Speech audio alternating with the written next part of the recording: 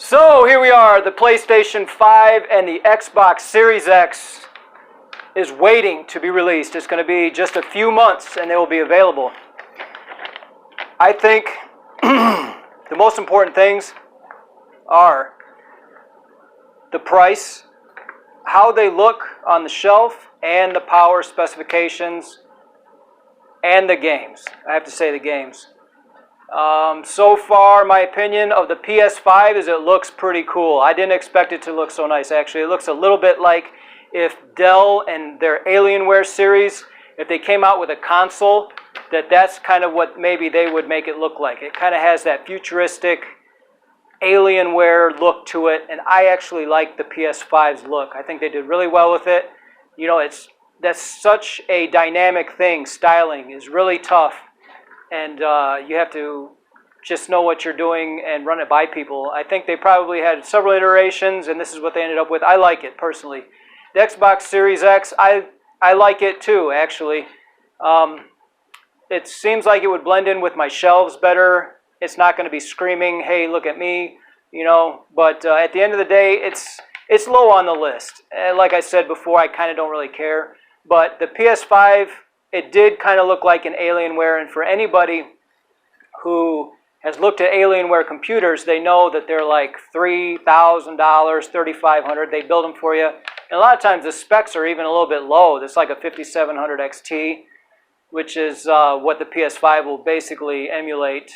So, I mean, it's not really that low, but it will be in the future. And considering that you could get a 2080 Ti right now for... if you build it yourself, you could probably get to like $2,000 and it would be outfitted pretty well.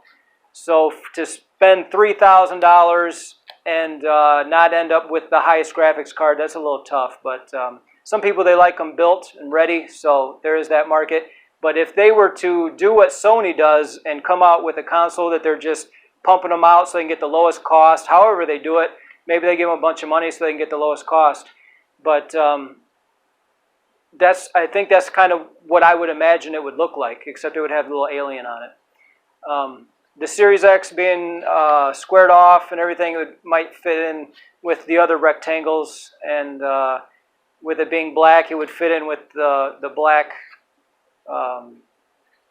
other items, you know, like the speakers. A lot of sound bars are that color. A lot of controllers, a lot of PS4s were that color, so... it kind of blends in nicely that way, and it actually kind of looks like a miner. I don't know if you've ever seen those ant miners. It kind of has that look to it. Maybe they took some, inspiration from the mining community, because they have those. I don't want to talk about it too much, but I know it's kind of designed that way, where it has a blower that goes down the electronics, and it was designed for maximum cooling. As far as the price goes. Honestly, I think that the rumors are kind of a political ploy, so to speak. They're saying that the Xbox is going to come in at $400. I kind of don't think so. I could be wrong in a couple weeks or a couple days. It could be dead wrong. But I feel like it's reverse psychology, that the PlayStation is going to hit $400 or somewhere close to it, and the Xbox is not going to. It has a lot more compute units, and they have to draw each one of those. It has to be, however those are produced with the etching, that has to be done, and it's going to take, I think, more of a process, a bigger die or something. It's going to take more money in my mind, and I could be dead wrong, but I think Microsoft is really about the money, and that's why they didn't come out with VR this generation with the Xbox One X like they said they would. It was strictly dollars. They weren't so much worried about the end user. I mean, I'm sure they were because it's their business, but they were willing to put the profitability first. They weren't going to go ahead and fill their words with what they said they were going to do and come out with the VR. So I kind of feel like it's almost a ploy put on by Sony. It's the way I see it. Now, I could be dead wrong again. But they're going to say $400 for the Xbox, and everyone's going to bet on the Xbox, and then they're going to go out to the store, and the PlayStations is going to be the $400 ones, and they've got the $400 number kind of etched in their brain as what they're going to be spending. And when they get there, they're going to say, man, this one's $400. It's going to play the same games. It's 10 teraflops, 10.28. You know, it's 17% less. The other one's 17% more, but it's 17% more diminishing returns. We keep talking about diminishing returns, and then we get into how much more powerful one of them is. So it's a little bit of a contradictory conversation, but I think we all know, we've seen this before. It's going to be better as far as the graphics, power, but as far as exclusives go, I don't think that they'll look better. As far as all the third party goes, I think that they will be a little bit more refined. They'll have probably some better shadows, maybe a little higher frame rate, and maybe one of them will be able to hit 60 where the other can't. But I think that the PS5 could hit $400, but I personally do not think the Xbox Series X, because they truly are all about money, and they're companies, so that's okay. I mean, people don't go to work for free. They need to have a stipend of some type. So there is the money issue, and that's how they weigh what they can and can't do. So I do think that it's going to be more like $500 to $600 for the Xbox Series X. That's my estimate. That's my guess. They haven't made any announcements as far as price yet, so it's just speculation at this point. I think PS5 could possibly go as low as $379, so that they're paying taxes. There's been a lot of talk about taxes and who's paying taxes where and things like that. So I think for $379, they would be paying the portion, like sales tax differs from state to state, but they would be paying a significant portion of sales tax as well. If you have $400 to spend, it would be $379, and you'd have $20 to go toward your taxes, and it would be a little over $400, and you could walk out, and people are going to buy games for it. And and I think the Xbox could be $599 after tax. It could be like $636. The PS5 that has the drive, I think after tax it could be like $487 or something, because it would be about $459, I think, for the one with the Blu-ray. $459, and the one without the Blu-ray I think would be more like $379, just to be utterly competitive, just insanely competitive. That would be really cool. Now I realize money is a big issue. The games, obviously PS5, they do their exclusives, and they have a way of doing them really well and maximizing what you see on screen. Of course, Horizon Zero Dawn was a big showpiece. It kind of has like a crayon-y color to it. I don't know, it's not exactly photorealistic, but it has a certain art style that they kind of bring with the colors and the art. You can see it from one to the next. Now, the game The Last of Us, that's more, it's less artsy and a little more photorealistic. That one's okay. I don't really like running from zombies. Anytime I have to hide from a zombie or run, I kind of lose interest. So you'll see me playing Arizona Sunshine maybe, even though I don't really like the violent games. But if it comes down to zombies, I'd rather take them out. I don't really want to run from them or watch them eat somebody and wait or anything like that. So that's just me. My PlayStation 4 is almost all VR. I actually don't play. I played God of War. We're still playing that one actually, and played Horizon Zero Dawn, Uncharted. But the rest of them are all VR games. I have like 20 VR games, and that's what that's used for. But you know, if I didn't have the Xbox One X, I would probably use the PS4 for regular gaming, the flat screen gaming as well. But with the Xbox laying around, I kind of use that one for third-party games, and I get a little bit better, sharper image on some of the newer ones like Witcher 3, Red Dead, and some of the other ones on Game Pass. So that's kind of nice. It's actually nice to have both. If I had a recommendation, I would say buy them both. But by the time you have the money on both of them, you can get a really nice computer. Then you'd be missing out on the PS5 exclusives. You have a streaming computer, but you'd have a bunch of money out there that's devaluing quickly. I mean, it's like a sinking ship. As soon as you buy those things, they just start going down. So it's like the opposite of a good investment. Unless you really, really are into gaming, then I don't blame you. It's actually kind of nice to be able to mess with all the settings sometimes.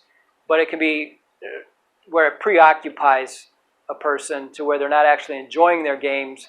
They're getting more into the development. They want to learn about all the different techniques that they're using and turning them on and off, see what it does. And it can actually become more like you're a DJ and less like you're a game player. You're more a DJ in the game, trying to, you know, mixing it and trying to figure out what sounds good and what looks good, and it can be to where you spend a couple hours and you never even got past the first level.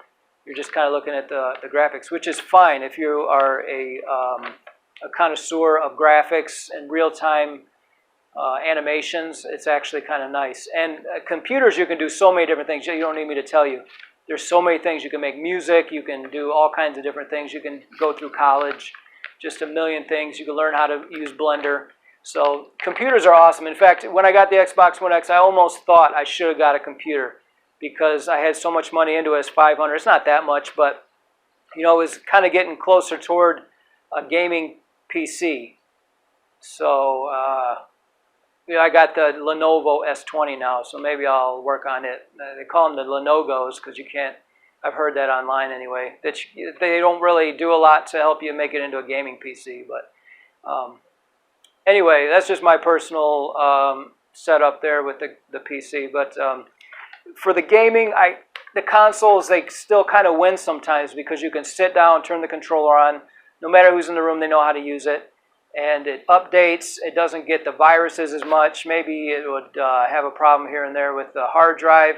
But basically, it's going to work. And it's going to patch itself. It's going to update. The only thing I don't like is you're kind of stuck in their ecosystem.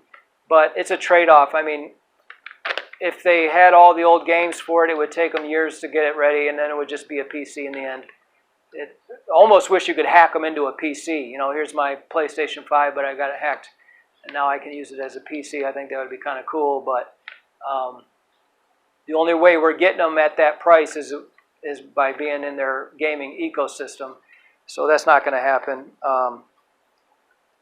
But I got to say, they're all in a corner. Like one has the VR and the exclusive games. The other guy, he's got the other company has.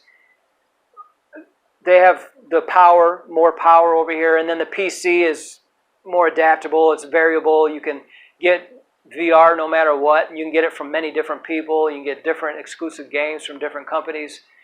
So I wish you could just combine it all into one. Obviously, they wouldn't be competing anymore, and the price, who knows where that would land. But it just seems like they're all giving you a piece of the big pie that you want.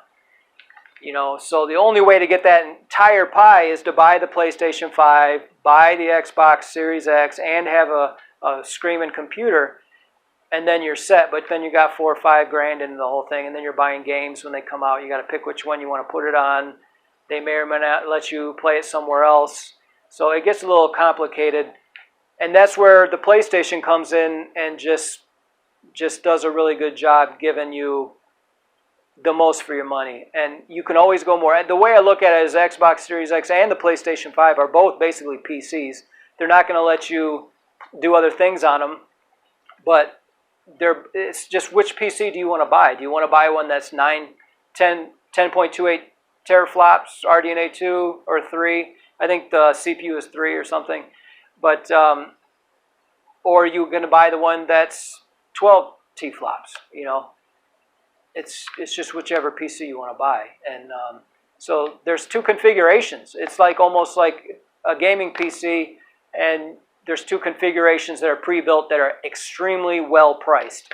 Yes, you're stuck into their ecosystem afterward, but essentially that's what we're getting.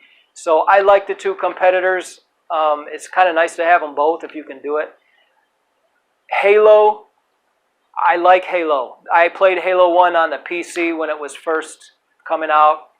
It was an excellent game. I think they've kind of done it and done it and done it again.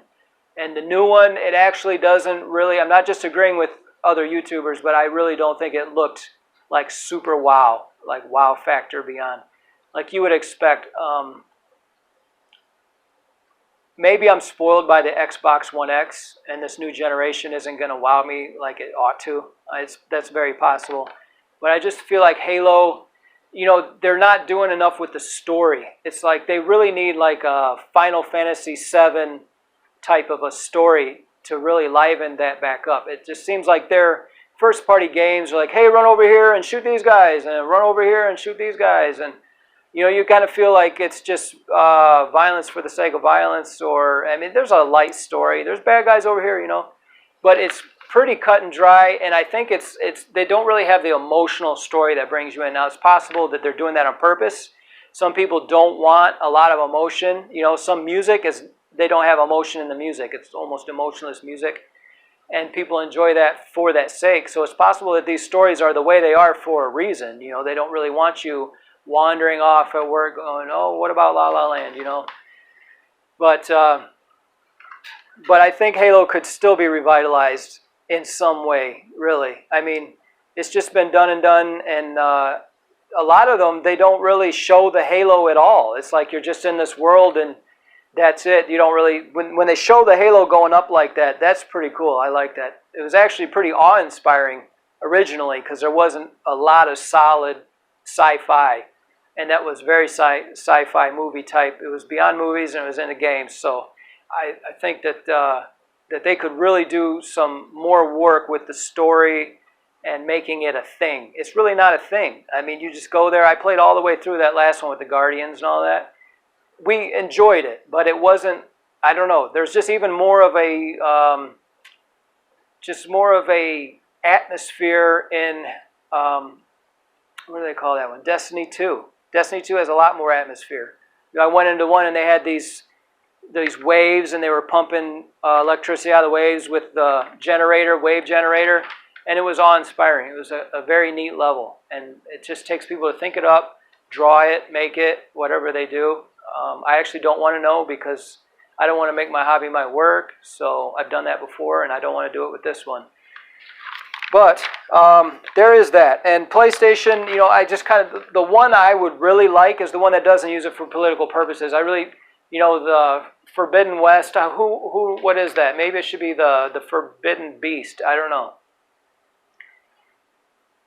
For propaganda's sake, you can always draw similarities between things in the real world and games. And that's one thing that games are always good at, is staying away from current events, whatever's going on, because that's why it was an escape. You know, you don't want to take that stuff to the Carnival cruise. You know, they don't want to hear anything about it. They just want to say, would you like a back rub? Would you like a haircut? Would you like, you know, what do you want? And that's where video games would excel, is if they would stay completely away from politics. Don't take people's money to put, you know, commercials in there, because it's just going to ruin it and people will shy away from it. So it'd be nice if there was more VR. I mean, Carnival Cruise VR, why not, you know? They should just start digitizing everything awesome. Of course, people might not go as much, so there's downsides. They have to think about it. But it might bring people in. I mean, it could possibly bring people in. Hey, I know where that is. I've been there on VR. Let's go, and we'll go down the slide or something, you know, whatever it be. Let's go to the bar, or let's go hear the band. You can sit there and listen to a band. I mean, just all kinds of stuff could be done in VR, and it could be very expensive and wouldn't pay off. So, you know, I don't want to make suggestions and take credit. Anything did something I said, and it was a coincidence that you are doing the same thing. But a lot of the games are so violent, you know. It's like, hey, here's a game that's do violence, and I realize some of them are fun. I played them. Some of them are ridiculously violent. Some of them are so violent you feel like if somebody broke into your house while you were playing, that you'd make friends with the crook and hand him a controller. And, you know, here, you know, what kind of gun you have, you know? Hey, is that a shotgun? I got a shotgun here. Play this. I got two-player. I have two controllers. Why don't you sit down and you make a friend, you know?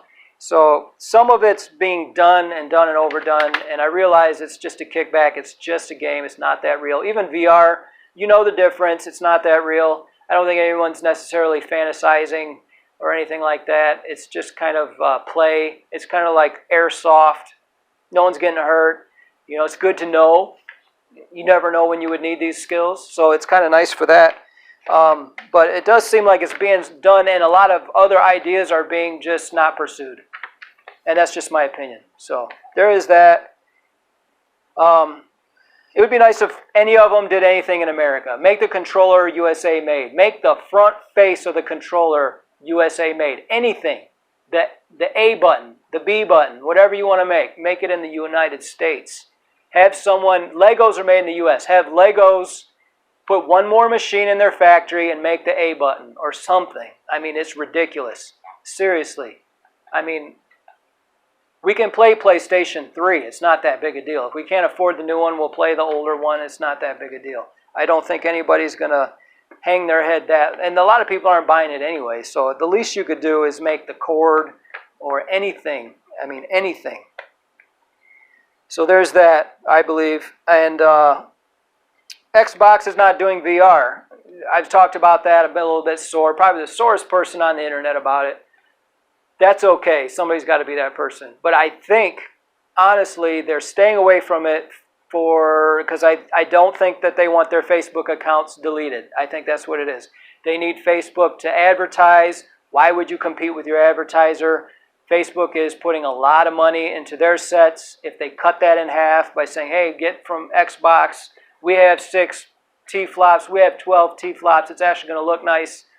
You know, it's going to be a conflict of interest. They may golf together. I have no idea, you know. You never know who knows who and why they do things. But I do know that Xbox did not come out with VR. So that's where PlayStation excels, as they so far have done VR. Now, I don't know how much more VR they're going to be making. It's possible they won't even come out with VR for this system. But honestly, the power of the computing is a big deal. And even though that's a 1080p screen on the PSVR, I think if you put 10.28 T-flops behind it, you're going to see the detail. Because I noticed a huge difference between the PS4 and the PS4 Pro. The twinkling was way down. And if you could put 10.28 T-flops behind that 1080 panel, you're going to get some good VR. Because honestly, if you look at a picture, it can be low res, but you can see that it's reality and it's real. And you can see detail like trees. I mean, it looks right. Looks like photorealistic. Even if it's a low res photo, it still looks like a photo. So as they're able to put that kind of detail behind it, you're still going to see it through those pixels. Because it's the way it works. So I think as an interim, even if they do the PSVR, it's going to be worth it, especially for people that already have it. It's going to be nice. A lot of people, they want to get a gaming PC and then they don't want to buy the headset, so they try to rig their PC up to use the PSVR. I think there's Tyrannus or Tranus or something. There's a couple ways that you can use the headset, but I don't think you get to use the moves. So a lot of people are in that boat already, and if they solve that problem with the PS5 and say, use your headset, and it's actually designed for it, use your moves, go ahead and play this top game, I think people are going to be happy until they come out with a new headset, and then they're even going to be happier. But I think they can make more like big boy games, like adult, you know, and that's not to say sexual in any nature. That's just to say adult games that are of the adult mind. Yeah, shooting zombies is cool. It's a good way to let loose on a Saturday night. But, you know, on the PC, they have a lot of racing sims. They have flight sims. They have neat little side games. They have one where you do rockets. I don't know if that's VR, though. But there's just some neat things that they do on the computer that I feel like PlayStation users are missing out on. But you know, the PC, a lot of the players don't have very high-end graphics cards. Like 7/10 of a percent have the 2080 Ti. So you would probably think maybe less than 5% have a 20 series graphics card. Maybe it's 10, I don't know. I actually came across that number at one point, but they just judge it on Steam users, whoever's on Steam and what they have. So the fact that the PS5 is going to be up with the 2080 and the Series X is going to be up with the 2080 Ti and beyond, it's going, well, it's not quite the 2080 Ti. 2080 Ti is 14 T-flops, but they're both going to be up there. So the fact that they're going to have 5-10 million users right off rip that are going to have that kind of capability is really, it's going to boost PC's expectations. If you're into a PC with the newer games, you're going to have to get a newer card, and people are going to have to upgrade at least to the 20 series. So there is that. You know, there's just going to be more capable game systems with the PS5, and that's going to boost VR. And I really wish, you know, that's funny. That guy from Valve, I forget his name, but he was saying that that he was thinking the Series X was a better system than the PS5. And I think he was going just on specs only. or maybe other factors as well. But they just came out with that Half-Life Alyx, and Half-Life Alyx will not play on any system that doesn't have VR. Maybe they could do a flat screen version of it. I don't know. Maybe Xbox will all of a sudden drop a VR, Halo lens or something, last minute or 6 months in or something. All these conversations could be null after that. It's possible that they're going to come out with VR. But really, Half-Life Alyx has been the talk of the town as far as VR goes. If you listen to anybody that talks about VR, they're going to mention Half-Life Alyx and talk about what a nice game it is and how it's been, at long last, how it's been needed and it's cherished as a game that will show off your PC and do VR, and you can grab things and all kinds of. The PlayStation 5 is going to have some type of controller that I've seen that will do finger tracking to some extent. So that would be able to play Half-Life Alyx. So it's possible that this person was a Gabe somebody. I forget his name. But the PlayStation 5 would play their top game for VR. So why choose sides? I mean, why not say something nice about the guys that are actually pursuing VR? And one thing about Facebook and Xbox is they're both kind of data collection companies. So you got to wonder what all kind of data could be collected from video game playing. How many bullets do you spray in a minute? I don't know. What kind of data could be collected, from video games? You would almost call that stereotyping. Everything that we've been taught is a big no-no is being done by the companies. So you got to think. Website that keeps your heredity. What is that? There's a website, a heredity website, where you tell them who bred with who and everything like that. And then you have the data collection on Facebook, Google, Microsoft. These are all big-time collectors of everything. I mean, everything but taxes, I think. So, and that's the truth. They know it. I don't think they would deny it. It's just the way it is. So what all could they be collecting? And same with PlayStation 5. What could they be collecting? We have cameras everywhere. I'm speaking to a camera right now. VR has 5 cameras pointed everywhere. I think it's all about the VR mostly, but you just wonder what all kind of data could be collected for, what does it say in the terms of service no one ever reads? I don't know. Maybe we should start reading them. So there is all of that. So PlayStation 5, I think they should do a VR bundle. Like they say, here's VR, here's a bundle. I've heard some people say they shouldn't come out with a VR bundle on launch day. I say, why not? I mean, make it cheap enough, because some people, they use it for VR only. It's just, they know what people do with it. They can probably see what games are downloaded, and they probably have a graph about who does what. And I guarantee there's some people that just play VR on it. It's probably not the majority in any way, shape, or form. It might not even be the majority of a percent. But I think some people do play just the VR on the PlayStation because it's totally different. I mean, it's completely different.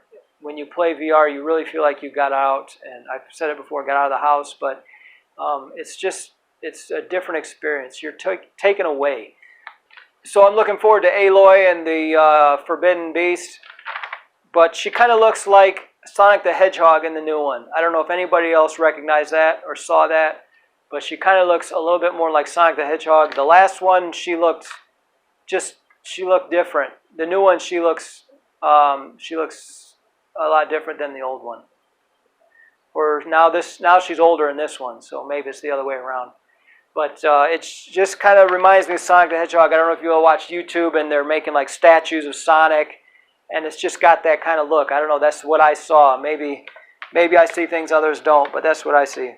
So one of the points I wanted to make is, why doesn't PS4 have games like Pixel Ripped or anything like that? But I did see Pixel Ripped just came out on the PlayStation 4 website, their store on there, so that's awesome. I'm going to actually probably buy that. I did play the VR Iron Man. I just played the demo so far, and that was pretty neat. I was flying up to an airplane. They let you do that all for free, and it was kind of a neat thing. You can really use the suit to jet up, jet down. You can push your hands up and push on that and pull the triggers, and you get the jets out of your hands. and it all works. So basically those are all the reasons why I think I'm going to stick with my PlayStation 4 Pro and my Xbox One X until at least the end of 2020. I wanted to let you know about my eBay store, GB Hatchery. I actually sell on eBay quite a bit, and I sell things like this. These are some nice ASICs I found. They're in good shape. So there's things like that. This is a little bit out of season, but you know, I have these shirts, things like this.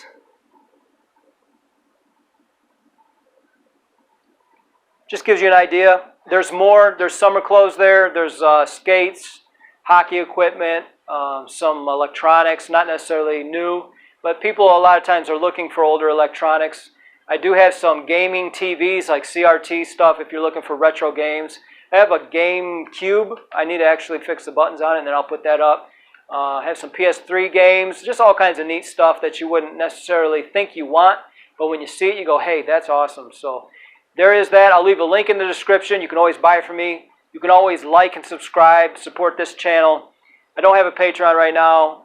Maybe when I get bigger, I would try that, but right now, just happy to get an order from you. A like and subscribe means a lot. A dislike's fine too. It's interaction. So go ahead and do any one of those. Other than that, I guess we will be seeing what shows up in the next couple weeks. A little bit excited to see firm answers to the questions that are in everyone's heads about this and get this next generation going. So that's all for now, and I will see you in the next video.